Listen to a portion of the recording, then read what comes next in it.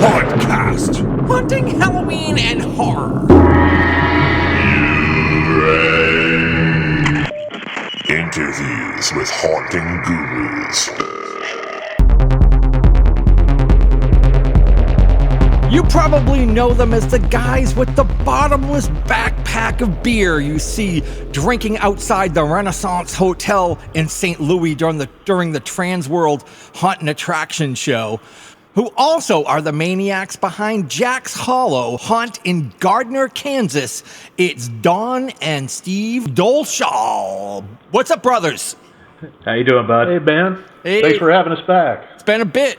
Yeah, it has. Okay, now let's test your knowledge. What year or when did I have you guys on the program back on Hauntcast? I think it was 2018. Oh, it was 2018. I thought it was further back than even that. No, but yeah, you're probably right. It's the years have gone by, boys. Yeah, it's been a while. Have they gone by? First up, thanks for the patches. Did you see me? I ironed them on my shirt all by myself. I'm ready for the East Coast Hunters Convention, and very nice. I've got my Jack's Hollow patch on both shirts, so I will be representing for you guys there. Awesome. We appreciate that. Yeah. Also, sorry for not hitting Transworld in the past couple of years. I thought we were going this year, 2025, but JT was the one who backed out at the last minute. He's like, Daisy needs surgery. It's going to be a couple of grand. I got to bail out. And I'm like, oh, okay. I was going to go, right. And then I'm like, I don't feel like trying to find another roommate, and then I just said, all right, forget it, because I was planning on doing the East Coast and the Midwest this year. Well, the Midwest was kind of on the table, but then when he kind of bailed, I go, all right, I'll do East Coast and I'll do Midwest, and that will be what I'm going to do this year. And we did swear that we're going next year, but we'll see what happens. I mean, like I probably will be down for it as long as JT doesn't get held up on anything. Regardless of that, the last time when I had you guys on the show back in whenever, if you say 2018, I'll take your word for it, because you guys are pretty good at knowing what episode, what's where on some of these past shows. But when we first chatted years ago, we had you on the show to talk about your Evil Dead cabin, or was it the Evil Dead 2 cabin? I don't know. Technically, it's the Evil Dead 2 cabin. Evil Dead 2 cabin. Right. And is the cabin still kicking? Is it still undead and kicking? oh yes. Yeah, very much so. We, kind of making small improvements to it to make it a little more accurate whenever we can. But, it's still there and in good condition. Groovy.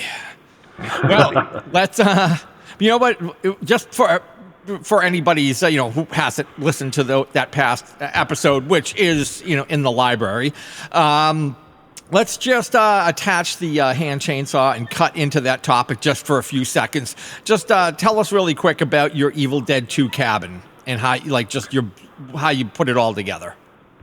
It was something we'd always talk about building, and we was on vacation one time, and Don had found on eBay somehow that some of the original cabin parts came up for sale, and we got those, and I think we had about 3 months or so between the time we got the parts and when we had to have the cabin completed.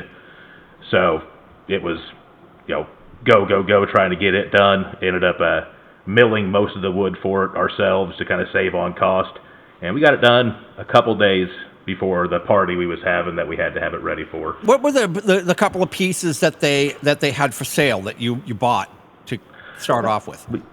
We got one of the awnings, some roof material, one of the original window frames, then a lot of odds and ends, a couple of the foam barrels they used to build the sets when they made the spray foam haunted trees out in front of the cabin.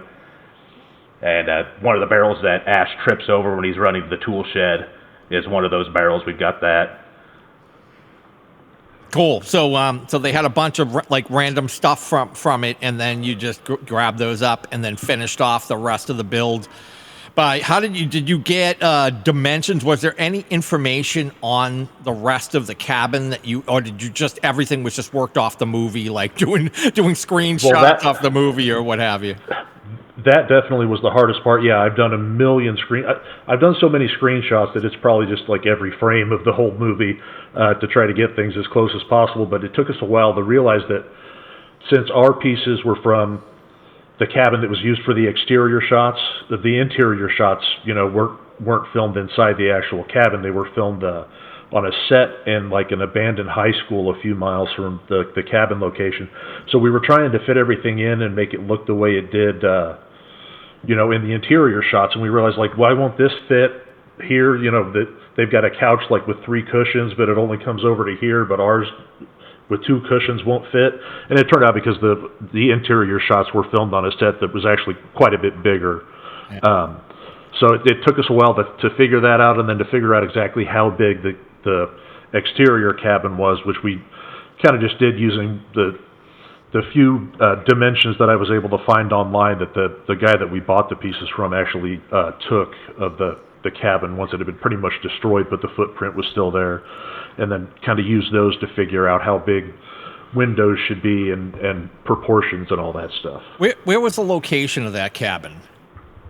Was it North Carolina?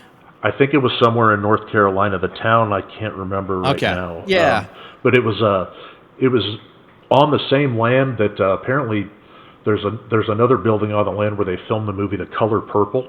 Oh, okay. Just something I learned when I was doing research. I was like, I didn't know they ever filmed anything else there. I mean, it was on a different part of the property, but same owners and everything. Yeah, you didn't buy any props from that movie, I take it. No. I'm not sure how to fit those in exactly. Where does the cabin reside? It's is it in one of those big ass metal structures that are on the property there? Yep, it's inside. We've got two pretty good sized barns, and we built the cabin inside one of the barns. Just because we want everything, especially all the original pieces, to last as long as possible. Didn't really want them out in the elements. Plus, we just want it to be someplace that we can see while we're hanging out drinking beer. You know what I mean? So you guys just sit on the porch and drink beer? Sometimes. We have. Sometimes I'll watch the Evil Dead movies through the window. Sit inside the cabin and look out through the actual window from the movie to the projector screen outside. It's pretty fun. Could be worse. Absolutely. If I come out there sometime, I got to make my way out there, and if I do, we're doing that shit, man. It's on, man. Let's do it. All right. So let's see. Let's talk about Jack's Hollow. I guess that's what we're really here for.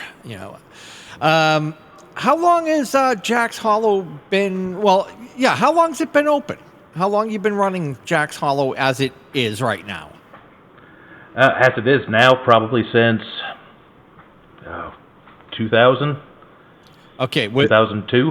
All right. So now I take it it is a ride-through attraction, correct? Yeah, that started here about 4 years ago. It was a one-night party. We started in '93, and when COVID came in, we tried to think of a way to kind of still be able to have everybody come out and enjoy it, but be able to keep their distance and all that. That's where the drive-through portion came in. I figured it was due to the commie cough. Yeah, right. And you guys have been haunting for how long? Or I guess you can consider your party a haunt it's in a party form, correct? I mean, like from the one that you've been doing since '93, you said. Yeah, I mean, I guess you could consider it haunting from the first year. I mean, the first year started out literally like we had a few jack-o'-lanterns and a stuffed dummy and a hayride, and then that was it. And it's kind of gotten a little bit bigger each year till it's become what it is now. So went from keg stands to a ride-through kind of a thing. So there's still some keg stands, but it's kind of hidden in the back. Yeah. we still do the one-night party. So the drive-through we're open every Friday and Saturday night in October, except for one Saturday night, and that's where we have our party, which is mostly the drive-through, anybody can come. The parties, mostly our friends and family and everything. That's when we get to kind of relax and stop. We don't have to worry about how many people we have out scaring, things like that. You can just kind of chill and enjoy the ambiance. Now, is the to get a ticket to go to do the ride through, to go through the haunt, is that like a reservation only type deal? How does that work? It is now. The first year we did it, it was just we put it out on Facebook, and if people wanted to show up, that's fine. And that kind of got out of hand. We had people sitting in line for 3.5 hours to come through the drive-through, and the drive-through itself, if you don't get out and walk around, it's only about 20 minutes. So that was kind of starting to aggravate some neighbors. So we started doing a sign-up genie, where we got time slots people sign up for, and we're able to put about 300 or 400 cars through a night. It's all free. There's no tickets. It's just signing up. Oh, really? Okay. So, Yeah. and so they're not required to donate anything, to pay for anything. They just can come. Yep, No, donations are all voluntary. You can donate some cash or a new toy for a Secret Santa, or if you don't want to donate anything, that's fine too. Okay, but a lot of people help out. Most, yeah. Every once in a while you get somebody come through that doesn't want to donate, but more or less everybody chips in. We actually, since we started doing the drive-through in 2020, actually, turned out to be kind of we thought that was, we wanted to do it because we didn't think there was any other way we were going to be able to get our haunt on that year, basically. But we actually now each year we get much more toy and cash donations, which the cash donations we just use to buy toys for the kids on our list. We get way more than we ever did before, so that's worked out really well. What is your charity?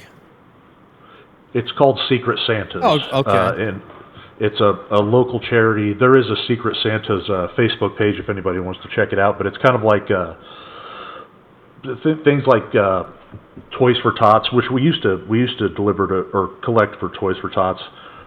You have to have, like, the parents or whoever of the kids have to have they have to be signed up and have all their information in by a certain date for them to be able to be eligible to get gifts, which is understandable.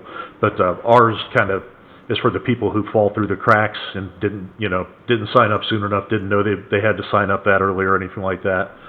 So we pretty much, we shop and wrap and everything pretty much up until Christmas Eve,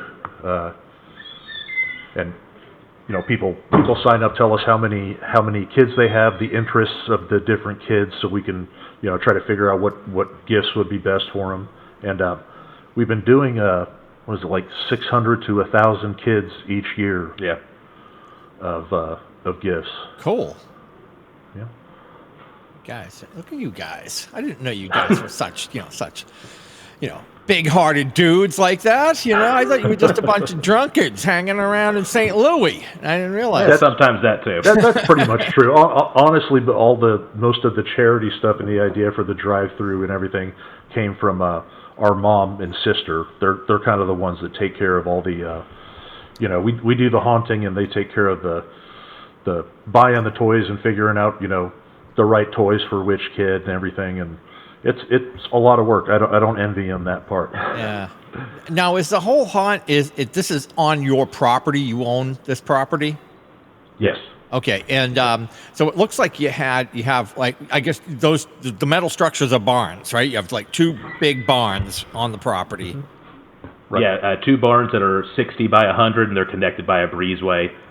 One set up year round for Halloween, and a lot of our outdoor stuff gets packed in there in the off season. And the other barn is more of our company barn that we kind of clear out and put up some black plastic and stuff for some of the odds and ends props. So you do utilize some of it when you're doing the haunt, but it's mainly your business. Right. So how many vehicles can you get in through it? Like through an average night, how many vehicles can you roughly handle? It's about 300 to 400. Yeah. I can't remember the exact limit the That's based- county put on us. Oh, okay. Yeah, that's why I was curious too.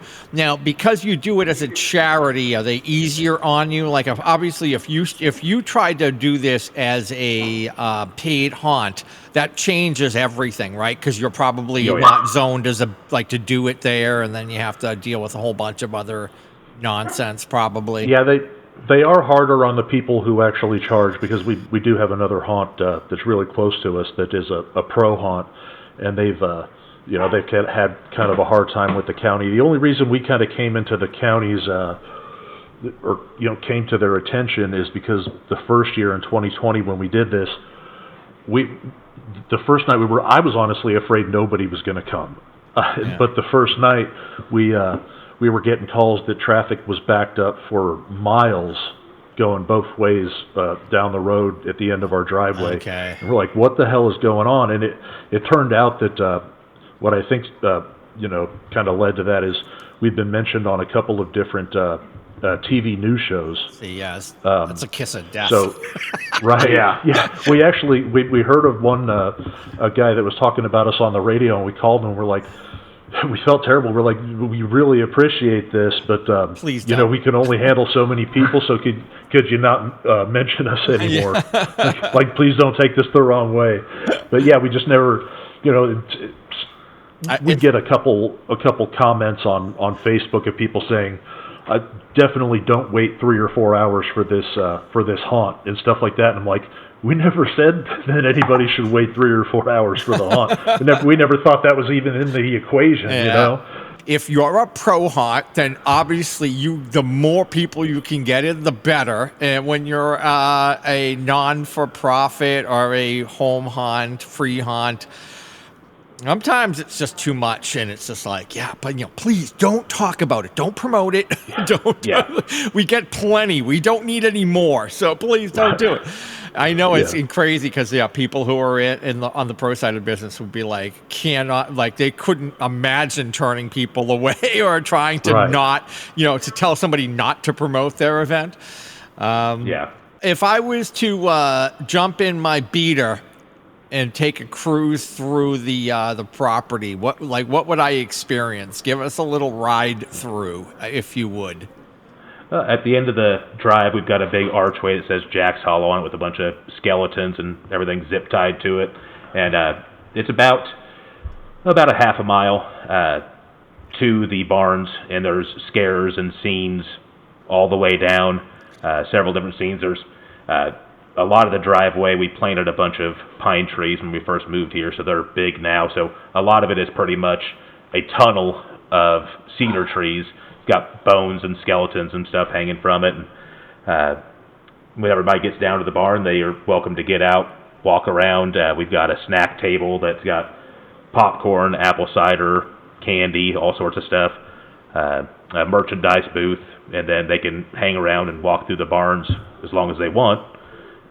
We've got about a 5-acre horse pasture that everybody parks in, and then once you're done, there's an exit drive that we're still kind of working on, trying to get enough gravel for a half-mile driveway. It's going to take us a little while, a few years of getting gravel on it to get it where mud's not an issue, but about another half mile to exit and get back on the main road.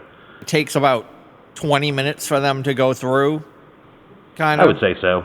Depending on traffic. And depending on if they get out and decide to get out and walk through the barns and things like that, it can take longer. Oh, okay, so they can go through, then they can park, then they can go inside.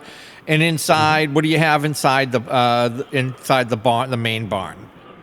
It's pretty much it's more of a display really than a technical haunt or a walkthrough really. In the main haunting barn, the one that's pretty much set up all year long, you enter through sort of a haunted mansion with a talking skeleton, go through an outdoor or an indoor but meant to look like it's outdoor cemetery scene with some Pepper's Ghost effects.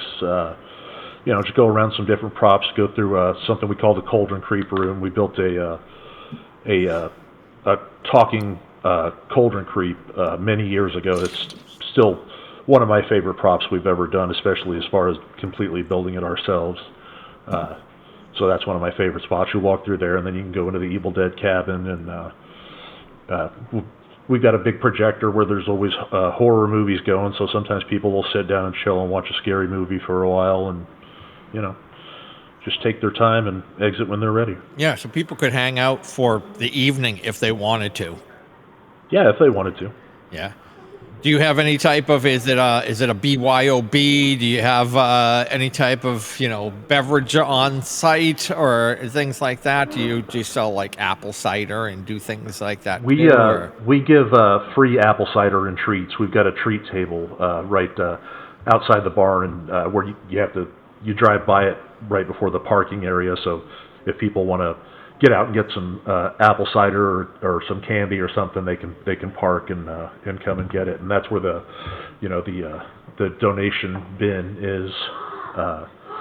So yeah, we just offer all that stuff for free. But we did over the last couple of years start selling merchandise. We got last year was actually our first year that we started selling like T-shirts and hoodies and stuff, and our patches like you've seen. We got that artwork done about a year and a half ago by Chad Savage with what's his company's name? I forget. Sinister something or Sinister Visions. Is that it? Okay. Yep. Yeah. Yeah. So he did a great job on our artwork, and we've we're putting that on a lot of stuff lately, and people love it. And all the profits from that also go to the charity for buying toys. Oh, yeah, by the way, thanks for the hoodie. I think you guys gave me a hoodie and T-shirt as well, so thank you for that as well, guys. No problem. Very well. Free merch, I'll take it. It's intermission time, folks. Make sure to follow and share the audio podcast, and please give us a 5-star review. Also, follow Hauntcast on Instagram at hauntcast.podcast for show updates and visual content such as pictures and tutorial videos, which post daily. And now, on with the show. So inside is kind of like it's almost like a haunt museum. You go in and there's displays and all kinds of cool stuff in there. And you could walk around, go to go to the Evil Dead house, hang out, watch a movie, chill, grab some cider, do that kind of thing. Then they can meander their way out and take off whenever they're ready. Once they got their haunt and Halloween fix in. Mm-hmm. Cool. Now, outside, when they're riding through, you have different like scenes or displays set up as they ride through, correct? Right. And are those more static? Is that where like you get them looking at things and then an actor comes out from the other side, or like what do you guys do? Is it just more like they visually can see something cool, or do they get a little? There's no animatronics or anything out there. The scenes are all static, a lot of 12-foot skeletons, some plywood scenes. But there's actors in most of the scenes. We've got a butcher scene, a guy that chases you with a chainsaw, scarecrows coming out of cornfields at you, a couple different graveyards, a baby scene with a bunch of dolls, and a actress dressed up as a doll comes out and messes with you, all sorts of stuff.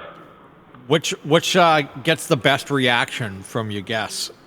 We've got a couple of buddies that are really good actors, one that plays a clown and one that plays Michael Myers, and they're so good at looking static and then getting vehicles that they get a lot of the good reactions. Most of the TikTok videos you find of Jack's Hollow is them. Yeah, those two people right there, those guys. Yeah. Our Michael Myers is so good that we actually... I had somebody contact me last year after Halloween was over, and they said, "Is there any way we could get your Michael Myers to do my wedding?" And I told the guy about it, and he actually did it. Oh, nice! I've seen pictures from the wedding where he's like behind the bride and groom whenever they're cutting the cake, like threatening them with a butcher knife. I thought that was pretty cool. Hustling up some gig work there. That's cool. Yeah. How many actors do you guys have helping you out on a given night? I think our core group is probably 15 to 20 people, but a good night would probably around, with some volunteers, around 30. Oh, wow. And that's not just scares, but keeping fog fluid filled, just fixing things as they break. Yeah, helping out at the merch table, serving apple cider, things like that. And it just depends on how many volunteers we get for a particular night. We have a couple people who have to, this is another job I don't envy, but hang out at the very end of the driveway all night making sure, people aren't getting too crazy with the cars. We've got an entrance driveway and an exit driveway, but there's really only one point of access onto the street, so you gotta have somebody out there to kind of keep things straight and make sure people are waiting their turns and things like that. And they let us know if we're starting to get a line out on the road, because that kind of thing is the stuff that the county doesn't like. Yeah. So we try to avoid that as much as possible. Yeah. So what if it gets a little too long? Would you have to kind of move people through a little quicker? Is that what happens? Pretty much. Yeah. You gotta, I'll jam them through. Yeah, I'll usually go drive the driveway and find the actors that are, doing a good job, but they're, kind of holding people up longer, like, sticking their heads inside the cars, and I'm like, just be like, I love what you're doing, but we don't have time for that right now. Just kind of scare them forward till it clears out a bit. Do you train them, or do you just kind of let them you just kind of let them do their thing? Like, how do you guys handle it? We usually just let them do their thing.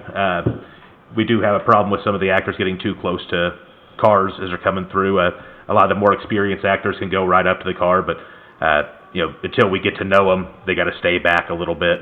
But more or less, just kind of keep an eye on them, sneak through the woods, keep an eye on what they're doing, and if they're doing good, leave them alone. If they need a little bit of direction, help them out a little bit. Yeah, you don't want them getting run over. Now, we've had a few actors that get a little bit too close, but it hasn't been too bad. Yeah. I've had a couple of actors here I've never dealt with any type of numbers. Like, I've only had like one or two people try to help me out. I remember one time I tried to say, hey, we should really work on trying to, really work on a character. And I got a little too, into it, I guess, for them, and it just scared them off. I was like, we should like really take a look at, try to think about what character you want to be and make sure you stay in character and all this other stuff. And they were just like, dude, I just want to come and scare people and have fun and leave. And I'm like, okay, I'll never do that again. Okay, yeah, it's not a professional haunted house. People are just showing up to get a couple of scares on Halloween night. And now I don't do it. Now it's just me. It's me. That's it. Well, that's plenty, Chris. Yeah, no one else can stand me. That's all right. I'm my best friend. Now, what do you guys do? Do you guys, do you just have to like run and oversee things? Do you have some fun and get dressed up in costume and do a little scare acting? What's your deal? Dawn is usually, there's a lot of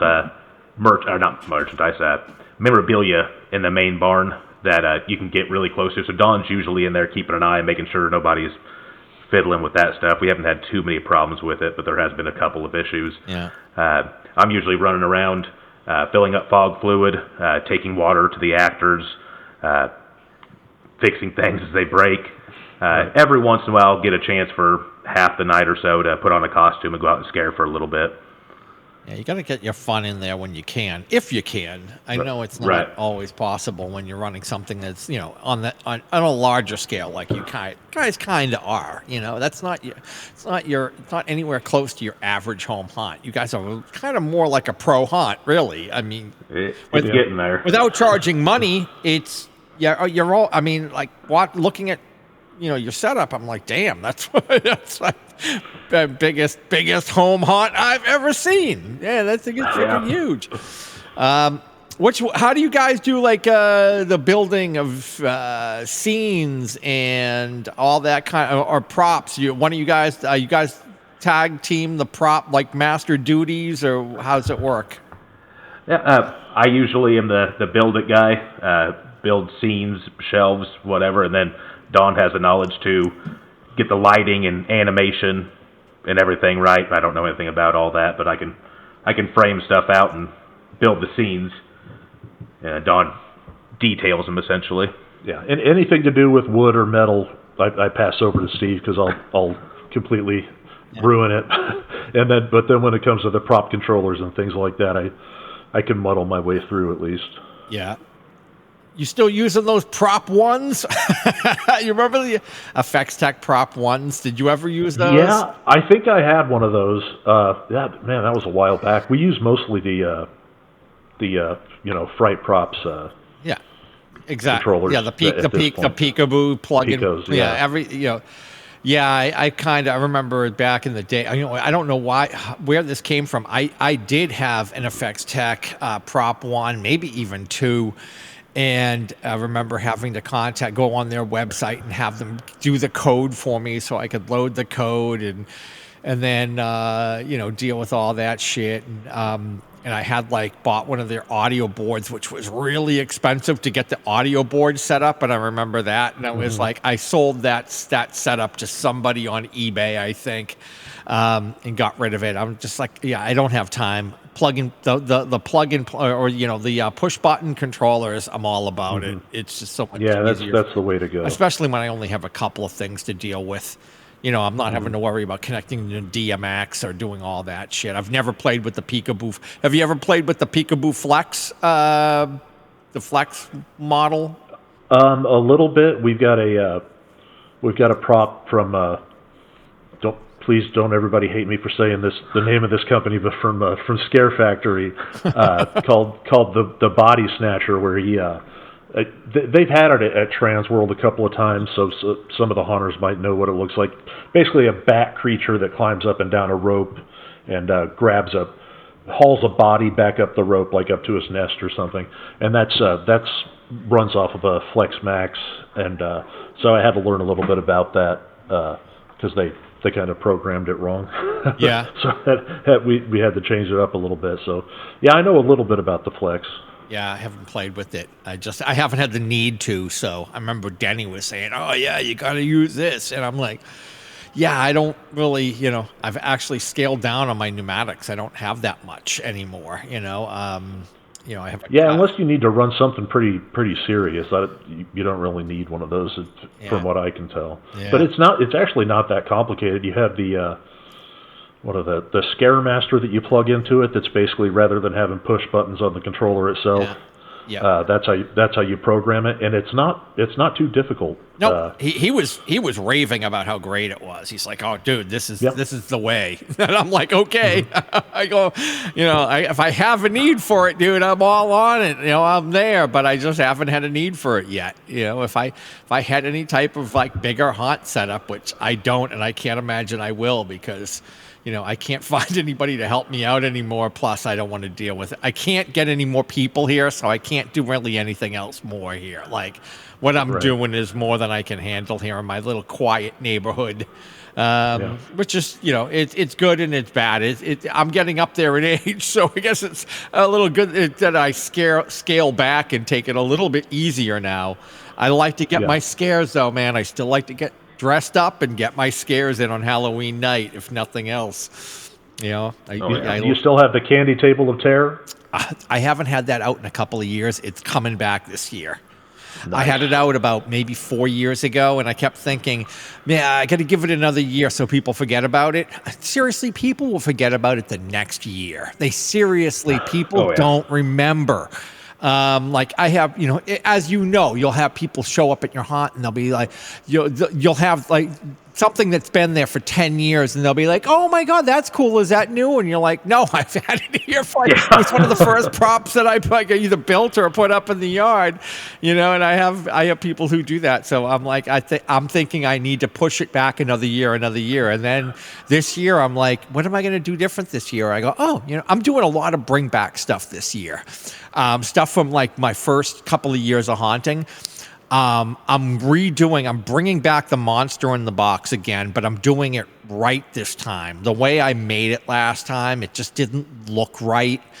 So I'm just doing it out of pallet boxes. I'm taking all pallet wood, so it's all creepy looking. I'm going to make a new box, heavy duty frame, cover it with pallet wood. I'm going to make sure it has a light inside it this time, so you can see a light. I'll probably blacken it out with some cloth or some, Luan or some kind of board just to black it out so you can't really see inside the box that well. But make sure it has a light in there. The lid in the bottom will rattle up and down, have the cool growling sound effect. I think I was using I forget what I think I used to use it with like a brake beam sensor.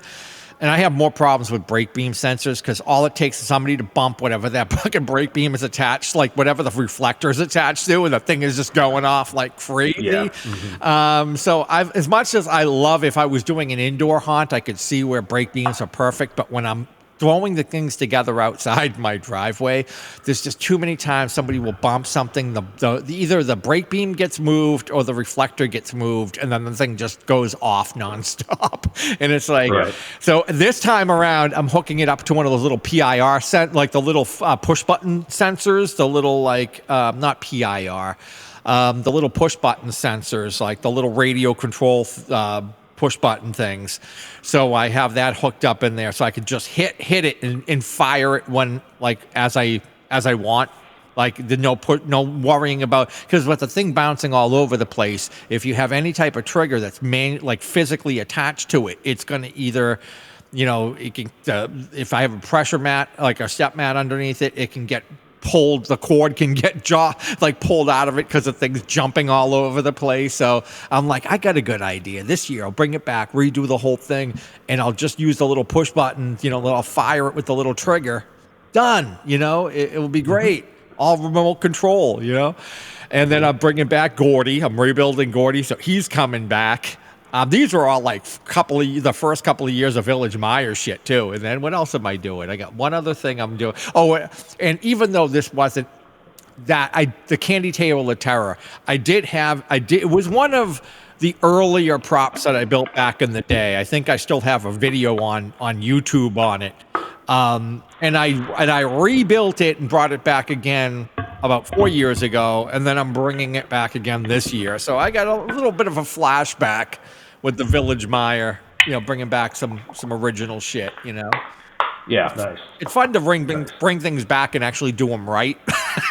Yeah, learn on the first time and perfect it a little bit more the second time around. Yeah, you learn a lot from your first couple of things that you do. You realize how you would do it again if, looking back on it. Now I'm just like, you know what? I don't need to build a whole bunch of I do have another prop that's going to be challenging that I have in my head. I'm thinking about doing Dagon from Lovecraft and building this cool obelisk out of styrofoam blocks, and then building him out of mostly styrofoam and having this creature reaching around the obelisk thing. It's going to be challenging, so it's going to take that would be cool though. Anything Lovecraft is great. Yeah, it's going to take a bit to do, but this is probably the one big thing I'll do. Gordy is like a quick I'm banging this thing out. It will be done by probably before I go to away on vacation next week, but the other two things are fairly simple, a couple of day builds, nothing crazy.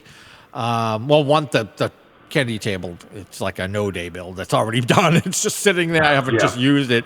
The Monster of the Box will go like a day or a 2-day build at best, with about 3 or 4 hours a day maybe. But the Dagon thing might take me a full month or so to do. Be like my Cthulhu, gonna take me a bit. But what do you guys got? Anything you're working on right now? Anything kind of big? Kind of gonna stretch you a little bit on doing, or what do you got planned for this year?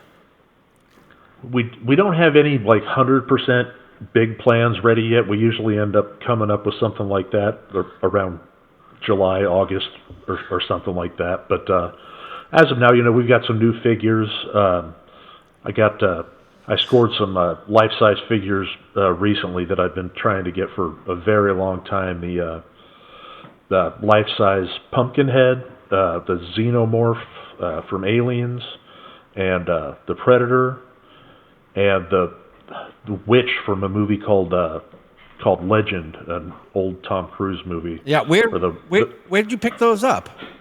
I got a guy. I asked him if it was cool to use his name. His name's Christopher Saltman. He lives in St. Louis, and I've been looking on eBay for these pieces for years and years, but the shipping on something that big, they're all around 7 feet tall, can be $1,500 or more. But I got the Pumpkinhead from him a couple of years ago. He's got every great life-size piece that's a movie monster that anybody could ever want, and he just I think he sells them, whenever he's got something else in mind to buy, and he wants to raise some money. So he sold me the Pumpkinhead a couple of years ago, and then just a couple of months ago, right before Transworld. So I'm sure he was probably eyeing some stuff at Transworld, wanted some dough for that. We got finally got the Predator and the Xenomorph, and then the Witch. So I'm pretty excited about those. Yeah, those are gorgeous, man. Those are really sweet. Who's the original maker of those? I'm almost certain that at least the Xenomorph was Distortions Unlimited, but I'm pretty sure also that the Predator and the Pumpkinhead were Distortions also. But it's kind of hard to find that information online. I try to Google image search it and haven't had much luck that way. But I know at least the Xenomorph was Distortions, because I know they had that license and they made that prop. Yeah, sometimes when they discontinue things, it's harder to find online. You think you can, you should be able to find anything, but sometimes I struggle looking for something. I'm like, man, I remember this thing from from years back, and I go looking for it. I'm like struggling to try to find it. The website's gone, or they took that page down, or whatever. Right. It's You'll end up on the Wayback Machine looking for shit, see if you can find it. I've been there. I was just there recently. I was digging up all of the old haunt websites, Haunt Project. The Monster List is still around, so that didn't go anywhere. I thought that was gone. Nope, it's still there. The old Garage of Evil. Like I say, Halloween forum's still there. They're still there. I post over there occasionally, but it's funny. I was looking around, looking at these sites, thinking they were all gone, and I'm like, oh, actually, some are still there. Unfortunately, just everybody's on Facebook, so everybody's got their own Facebook groups now. So everything is now. That's where I think I originally. Where we originally connected, I think back in the day was I think Haunt Forum or something, wasn't it? Is that how we originally knew each other, or you found out about Hauntcast, or where was it? How did I find out about Hauntcast? It might have been on one of the forums. Yeah, I know I use the forums a lot. Like when we were building the Coldencrete figure that I told you about. That was all stuff that I learned on the forums, but. I think I actually might have found Hauntcast just like when I discovered iTunes and started searching Haunt. Oh, and that was one of the things that popped up, and I was like, I got hooked on it right away.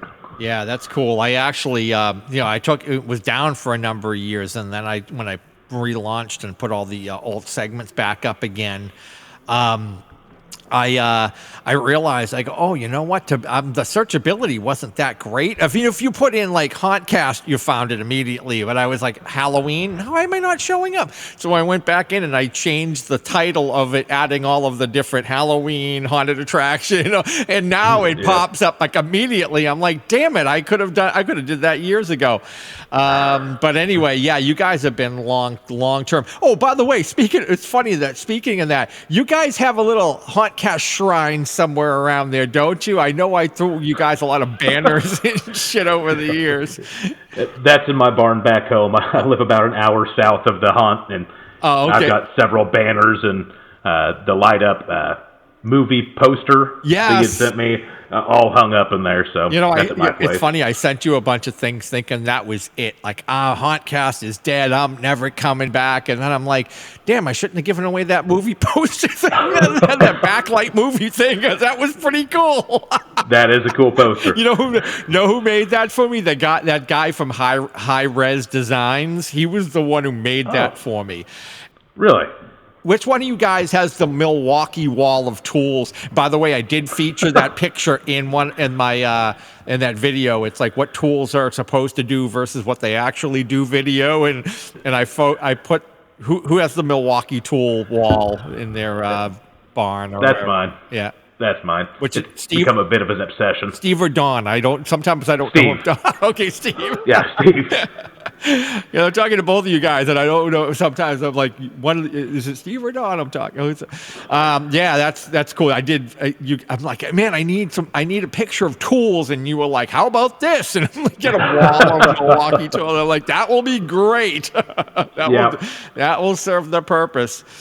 It's crazy. Every time I go out to his place and look at the Milwaukee wall, it's transcended another level. It's ever evolving of insanity and greatness. Holy shit! It's pretty cool. It is a monument to Milwaukee for sure. Oh, yeah. You guys have anything coming up this summer? Anything you're doing? Anything fun? Any horror kind of? I don't know, like what you guys have out there. You guys don't do Midwest, correct? No, Not never so been. far, no. Always wanted to go, haven't made it out So there. you do Transworld and that's it, correct? Texas Haunters Convention. We make it there each year. Oh, you do? Okay, that's fun. Yep. Okay, that's in July, I think, right? Yep. Yep. Yeah, our buddy Matthew Cummyford actually is. He runs the thing, and he's the best, and the show is amazing. So Yeah. I highly recommend people check it out if they can. How far is the Haunters Convention from you guys? Texas Haunters is about 8.5 hours from us. So we drive down there day before, and I guess they're open till Sunday, and we head back Monday. So it's not too bad of a drive. Yeah, that's pretty cool. And you've been down there a couple of times. This is, you've been. We've only missed 1 year, and this will be their fifth or sixth. Fifth or sixth, yeah. So, and their dark hour is not far away, so they always open up for the convention. And the last few years, they've been doing Dead by Dark Hour, which, if you haven't experienced it, is one of the greatest haunt experiences there is. It is. It's absolutely incredible. Yeah, So being able to go to dark hour is a big perk for. Yeah. If you want to go to Texas Haunters Convention, definitely check out Dark Hour. That place is amazing. Well, as it being Alan Hopps's haunt, you would expect that, I would think. Of course, Yeah. But of course. Yes. All right. So, I think we can wrap things up there, guys. I think we got everything we need from you. Be off with you. Fellas. Anyway, get out of here. Yeah, no. So where can people find out more about Jack's Hollow, reserve tickets for this season? Especially if they're in your area, of course, because you guys are out in Gardner, Kansas. All the information goes up on our Facebook page, which is just Jack's Hollow, and then there'll be, it'll have a calendar every night we're open, what times and everything, and a link to the Sign Up Genius website, which is where you can go to reserve a spot for whichever hour throughout the night that you choose. All right, great. Do you guys promote any other of the social media things or anything, or is it just on the Facebook page? It's just the Facebook for right now. All right, you keep it simple. Very cool. Oh, yeah. You're not pimping yourself out on Instagram and TikTok and all that other nonsense. No, Not too really. All right, guys. Well, hey, it is always a pleasure. The pleasure is all on this side of the table here, gentlemen. Well, thank you for having us back on. It was fun. It was great to talk to you, and thanks for having us back. Please like, subscribe, comment, give us a 5-star review, share with friends, and buy us a beer if you see us out in the wild. Follow us on Instagram at hauntcast.podcast for show updates as well as more pictures and video content. Also, like and follow our Hauntcast Facebook page. Listen to the entire back catalog of our audio podcasts, available on all podcast platforms, with over 550 segments now available. Until next time, stay scary. Go ahead and run.